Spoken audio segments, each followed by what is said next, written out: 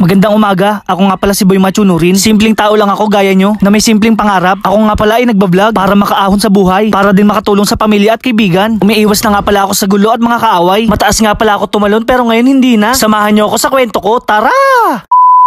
Isang araw, napakarami nga palang higad sa amin. Tilas nga palang tawag dito sa Laguna. San kaya galing to? Pumasok na rin sa bahay namin. Ang suspecha ko dito nga pala sa mga puno. Dito lang naman magmumula yun, hindi naman pwede sa pader. Siguro dito sa patay naming alateris. Agad na nga pala ako nagkakakamot. Medyo allergic kasi yung balat ko. Char. Natatakpan na rin pala ng puno yung aircon namin. Siguro kaya hindi siya gaano lumalamig. Tapos napakarumi na rin ng bubong namin. Pinakyat ko na nga pala yung dustpan na tulis ting-ting. Nandito na nga pala ako sa taas. Grabe guys, tingnan nyo, napakadumi. Nakakahiya na tuloy sa kapitbahay. Sinimulan ko na nga pala magputol ng mga puno. Si mama nga pala nagtanim nito. Pasensya na, kailangan na kitang putulin. Nasisira na rin kasi yung mga bubong namin. Pati yung mga semento sa baba nasisira na din. Kung hindi lang dahil sa mga pesteng higad, hindi kita puputulin. Pero ganito siguro ang kapalaran mo. Char. Tama nga pala ang hinala ko. Dito talaga sila naninirahan. Napakadelikado nga pala nila. Pag gumapang sa balat mo yan, siguradong makate. Agad ko na nga palang winalis ang kalat ko. Medyo maaliwalas ng tingnan. Yung mga bara sa alulod, tinanggal ko na din. Kasi kung hindi ko ginawa to, babaha dun sa loob namin. Eksakto, magtatag-ulan na rin. Hindi pala magandang pangwalis to. Hindi niya kasi nawawalis lahat ng kalat. Lahat nga pala ng pawis ko lumabas. Samahan mo na ng kate at init. Pinakuha ko nga pala kay Aling Rina yung tambo. O diba, mas magandang gamitin to. Madadala lahat ng kalat. Pasensya na nga pala sa kapitbahay namin si Michael. Magwawalis sana ako sa baba kaso hindi ko abot. Guys, pagmasdan nyo yung before and after. O diba, napakaaliwalas ng tingnan. Tapos napakalinis na din. Agad na nga pala akong bumaba. Nararamdaman ko sa balat ko sobrang kate na. Kaya naman agad na akong naligo. Napansin ko may pantal na nga pala ako sa braso. Buti na lang may gamot ako para dito. Guys, testing nyo to pag nagkaroon kayo ng allergy. Sobrang effective nga pala nito, promise. Agad na nga pala akong bumaba, nakakaramdam na kasi ako ng gutom. Tapos pagtingin ko, tinola pala ang ulam namin. Wow! Mag-aalas 12 na nga pala ng tanghali. Gusto ko kasing mag-isa ng itlog. Tapos sasamahan ng maraming Ricardo. Hindi nga pala si ito manggagamitin ko, kundi si Red. The-remote nga pala to, kaya medyo social. So paano guys? Tara!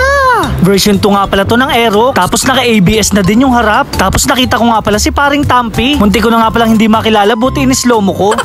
Kailangan ko na nga pala magmadali. Masarado na kasi yung bibilihan ko ng mga gulay. Buti na lang umabot ako. Kumuha na nga pala ako ng mga kailangan ko. Pwede nyo rin pala akong gayahin. Kumuha na nga pala ako ng itlog. 6 na piraso kinuha ko kasi medyo maliliit. Kompleto na nga pala mga Ricardo. Pauwi na rin pala ako sa bahay. Sa induction nga pala ako magluluto. Sobrang mahal kasi ng gasol. Naka-ready na rin yung mga kailangan ko. Tapos binati ko na rin yung mga itlog. Nilagyan ko na rin pala ng mga pampalasa. Yung tama lang, wag kang susobra. Naglagay na nga pala ako ng mantika. Luya dapat uunahin ko, nakalimutan ko lang. Pero charge to experience. Hintay lang pala natin mag-isa mga Ricardo. Tapos ilagay mo na yung itlog na binati mo. Halu-haluin mo lang hanggang mabuo. Na parang ganito. Scramble egg nga pala ang tawag dyan. Pinasosyal ko lang. Syempre, wag natin kakalimutan tikman. Sa amoy pa lang mukha ng masarap. Woo!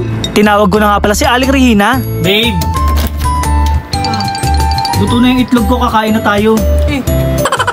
Agad na nga pala ako naghain. Napakasimple lang pala ng ulam namin. Naku, kapag ganito mapaparami na naman ang kain ko. Pero guys, dahil tanghali, nakain nga pala tayo. Napakasarap kasing kumain na kasama ang mahal mo sa buhay. Ito nga pala yung paboritong kainin namin ni Aling Regina. Maraming salamat nga pala sa suporta. Pasensya na kayo, hindi ko na kayo maisa-isa. Napakarami nga pala nagme-message sa akin. Kaya naman big shoutout sa inyong lahat. So paano guys, hanggang dito na lang. Maraming salamat sa panonood. Paalam!